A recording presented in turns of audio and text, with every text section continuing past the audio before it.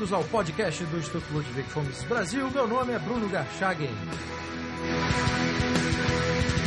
Hoje eu converso com Cláudio Teles Zepeda, gerente editorial da revista Mises.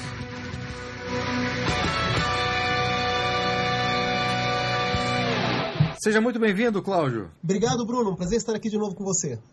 Cláudio, você se tornou o novo gerente editorial da revista acadêmica Mises, né, que é um produto do Instituto Mises Brasil.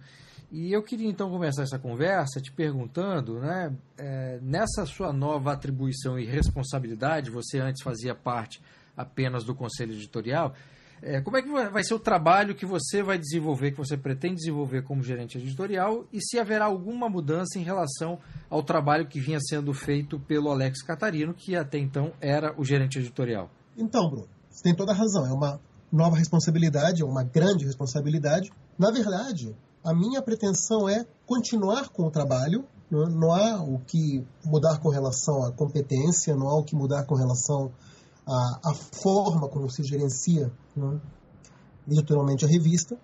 Continuamos fazendo a montagem, por assim dizer, das sessões que compõem a revista, né, porque a revista Mises é uma revista que é científica, acadêmica, também é interdisciplinar. Ela contempla não somente economia austríaca, mas também temas de filosofia e de direito, né. Então é importante manter a articulação cuidadosa dessas sessões que compõem a revista, né?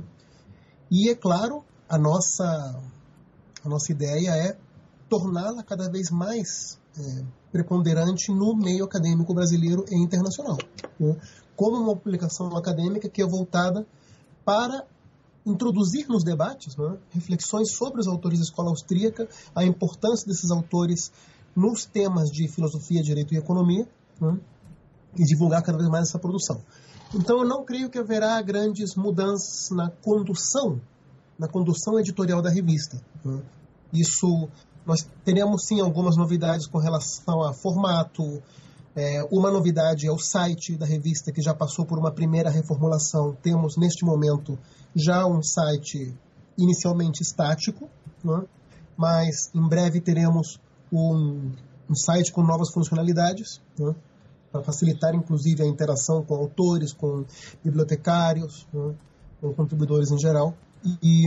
Bom, é isso. Eu acho que, respondendo a sua pergunta, de fato, não vejo grandes mudanças, porém, sim, vamos dinamizar um pouco mais, né, o papel da revista Mises no meio acadêmico. Bom, a revista mais recente é volume 3, número 1, né? Número 1 da volume 3, né? Que contando de forma unitária é a 5ª edição, né?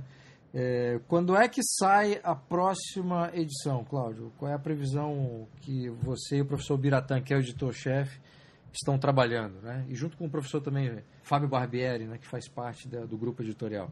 Então, essa volume 3, número 1, que nós chamamos carinhosamente de Mises 5, né, será lançada ainda este mês. A nossa previsão de lançamento é por volta do dia 23 de setembro, em São Paulo. A partir daí, a próxima, que seria a Mises 6, ou volume 3, número 2, seria lançada em novembro. Provavelmente antes do dia 20 de novembro. Tá, então a Mises 5 será lançada ainda em setembro, né? Agora neste mês de setembro, e a ideia é lançar a Mises 6 no fim do ano, desse ano. Já para a Mises 6, teremos o site funcionando com todas as suas novas funcionalidades. Tá, mas o site não vai colocar o conteúdo integral da revista, né? O que nós pretendemos fazer, implementar já para o site mais definitivo, é acesso ao conteúdo da revista, sim. Só que disponibilizando os artigos, não é, para download individual. Vamos ainda pensar e debater com o Conselho como será melhor implementado isso. E também disponibilizando as versões originais dos artigos, porque nós recebemos artigos em várias línguas. Muitos artigos em inglês, muitos artigos em espanhol, muitos artigos são produzidos para divulgar obras de autores representativos da tradição austríaca. Então a ideia é disponibilizar no site o acesso também aos originais, para quem quiser ter acesso às versões em outras línguas. Certo, mas para ter acesso a esse conteúdo será aberto ou você vai ter que ser assinante da revista, enfim, vai ter que pagar para ter acesso a todo o material que foi publicado nas revistas anteriores, na revista que tiver sido lançada mais recentemente? Bom, a ideia ainda está em discussão, Bruno, mas o que estamos pretendendo é sim disponibilizar o material, alguns artigos como aperitivo, né, para download gratuito, e outros artigos cobrando um preço aí simbólico só para poder fazer o download. Agora, como é que vocês da parte operacional da revista, Cláudio, você, o professor Biratã e o Fábio Barbieri, têm feito para estimular a produção de artigos de pesquisa, né? Porque é uma revista acadêmica voltada à escola austríaca que ainda tem um reduzido número de estudiosos no Brasil, né? Como é que vocês têm feito para fazer esse trabalho no caso do Brasil, né? Especificamente do Brasil? Especificamente no Brasil a dificuldade. Na verdade, você tocou no ponto-chave. Esse é o grande desafio que essa revista enfrenta, né? É por isso que estou completamente de acordo com as colocações do professor Biratã Iori, né? O nosso carro-chefe deve ser a formação acadêmica. Quando digo nosso carro-chefe, eu me refiro ao Instituto Mises Brasil, né? Não somente trabalhando com cursos de extensão e pós-graduação, também fazendo palestras, indo nas universidades, conversando com as pessoas que estão produzindo, né? Criando, fortalecendo novas parcerias, né? Convocando estudantes de pós-graduação e também nossos colegas pesquisadores para produzirem artigos. Ou seja, é um trabalho de networking constante, que não pode parar, né? Nós temos que assumir essa dianteira na formação de lideranças, né? Lideranças acadêmicas, lideranças intelectuais. Temos que dar um exemplo para os mais jovens, né? E produzir cada vez mais material interagindo nesse ambiente acadêmico nos diversos departamentos. Então a ideia é divulgar a revista o máximo que pudermos nos centros e departamentos acadêmicos, nas áreas de filosofia, de direito, de economia, que são as áreas, né, que correspondem à revista, estabelecer contatos, promover eventos, palestrar, né, fazer novas relações e essa é a única forma de nos tornarmos mais conhecidos e assim começarmos a conquistar novos autores para contribuir aí para a nossa revista. Para Cláudio, você é um acadêmico, você tem um percurso acadêmico, graduação, mestrado, doutorado, tem uma experiência como professor no Brasil e fora do Brasil. Como é que você está vendo a situação da escola austríaca no Brasil hoje comparado a um passado recente?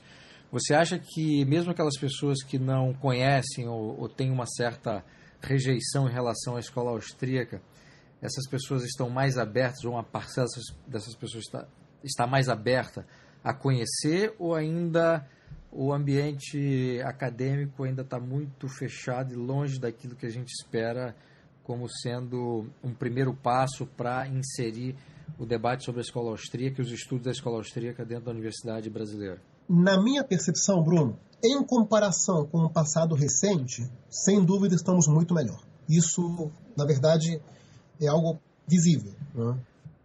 Se na época em que eu era estudante havia pouquíssimo contato, mal se conheciam os autores e quando se conheciam eram apresentados de forma totalmente distorcida, né?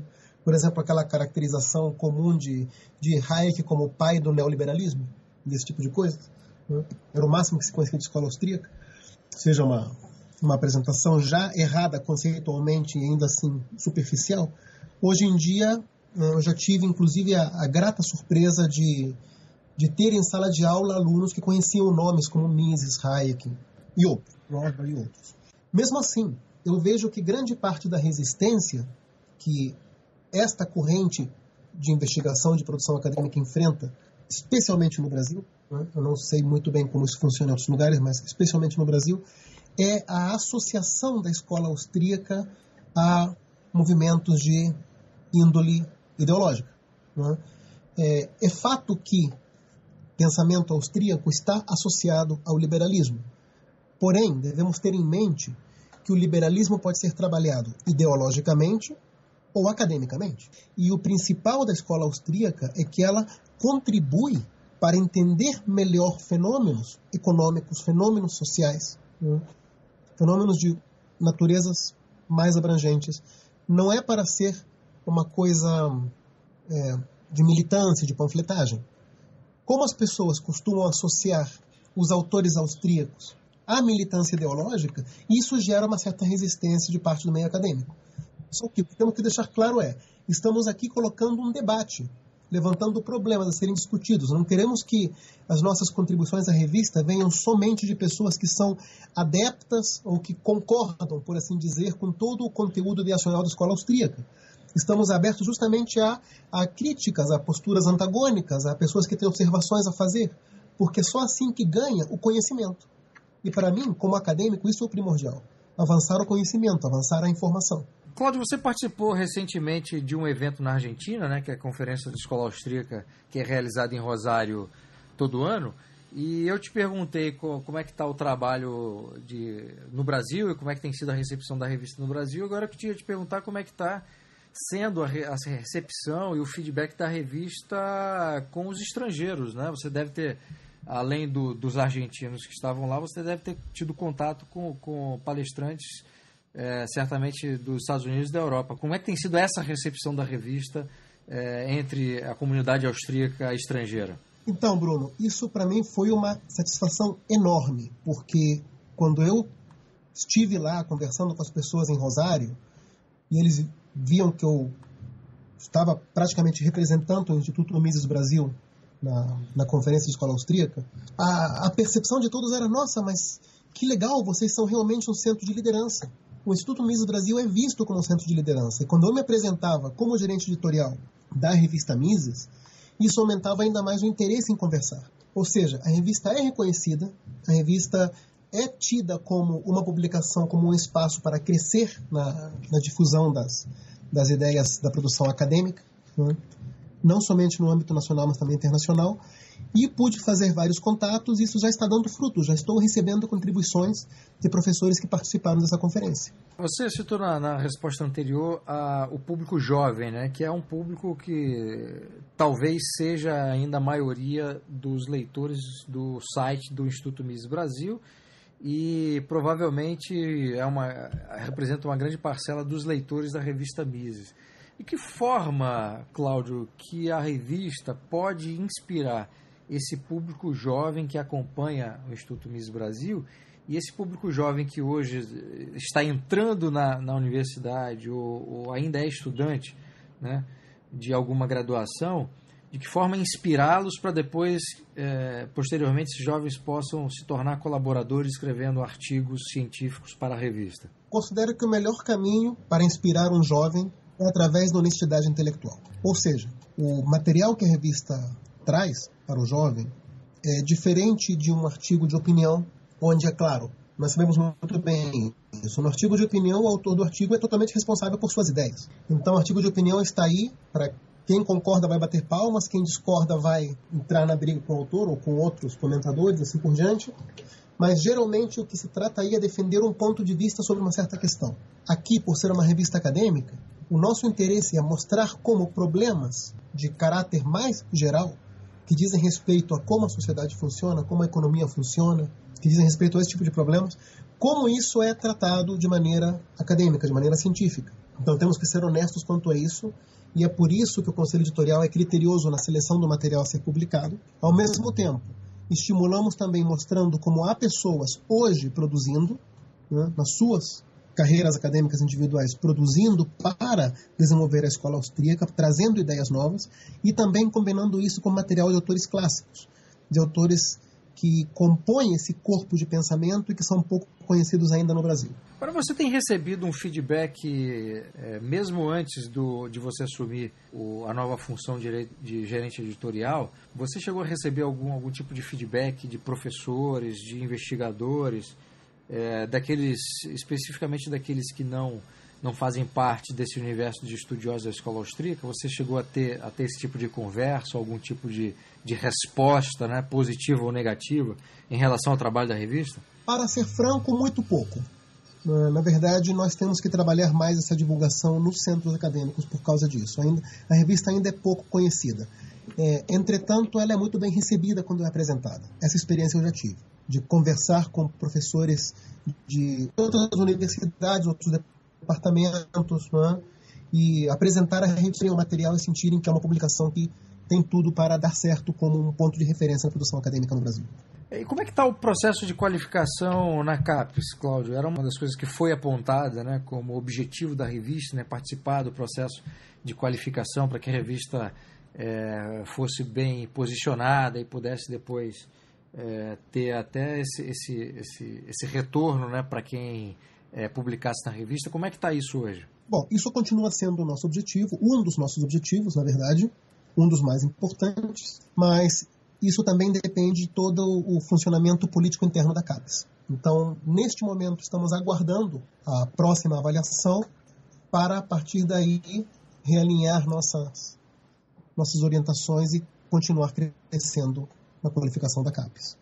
Eu estou em contato com pessoas que têm experiência nesse processo de qualificação, que têm conhecimento sobre como se pode melhorar para satisfazer melhor as condições da revista. Então, da nossa parte, editorialmente é o que estamos fazendo, é o que pretendemos fazer sempre daqui para frente, tornar a revista cada vez mais, deixá-la cada vez mais de acordo com as exigências e requisitos da CAPES enquanto instituição, para melhorarmos a sua pontuação, mas, ao mesmo tempo, grande parte do processo não está nas nossas mãos, está nas mãos da CAPES e aí que está essa incerteza, né? Quanto tempo isso vai levar, quando teremos a próxima resposta e assim por diante. Qual é o horizonte que você vislumbra para a revista Mises no futuro, né? Daqui a 10, 20, 30, 50 anos?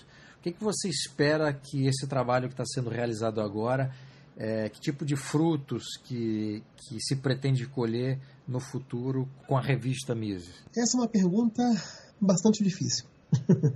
Para o futuro, bom, eu vejo que temos um cenário imediato, um futuro mais próximo, um cenário também de médio prazo, para daqui a uns 5 a 10 anos, e o futuro bem mais distante, como você colocou, daqui a uns 50, 60 anos.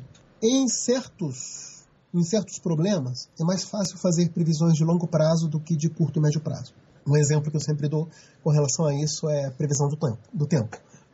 Uma previsão de chuva, por exemplo, irá chover amanhã, é muito mais precisa quando é amanhã do que se for daqui a 4 ou 5 dias. Já, no entanto, um processo de mudança climática nós conseguimos estimar muito melhor no prazo bem longo. Então aqui é mais ou menos a mesma coisa. Eu vejo que estamos lançando sementes e considero, de maneira bastante otimista, que estamos fortalecendo a produção de pensamento austríaco e isso será visível, bem visível, daqui a uns 50, 60 anos. No médio prazo, o que eu vejo é que temos muitas resistências a quebrar.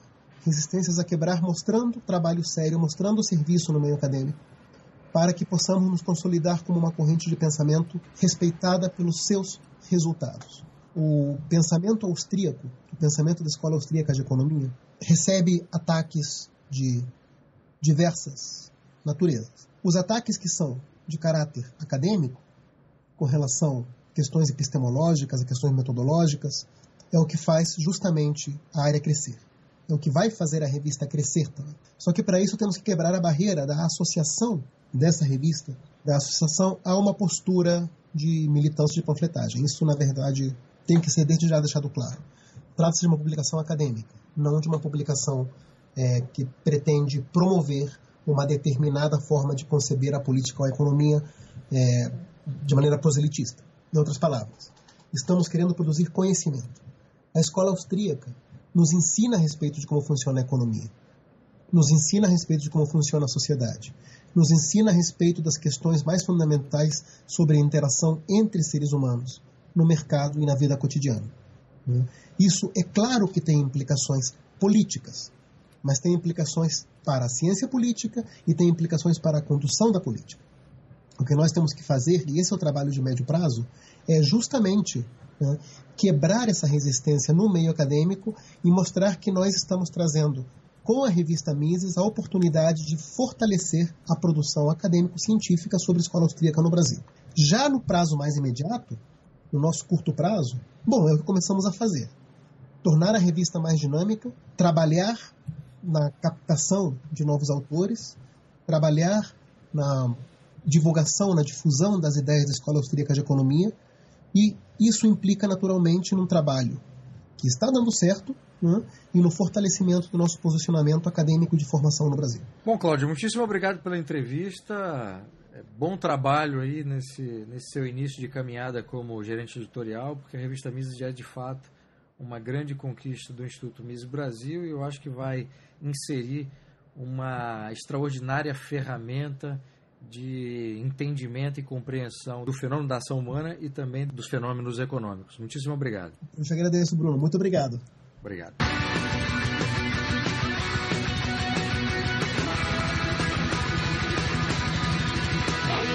Este foi o podcast do Instituto Ludwig von Mises Brasil. Meu nome é Bruno Garchagen.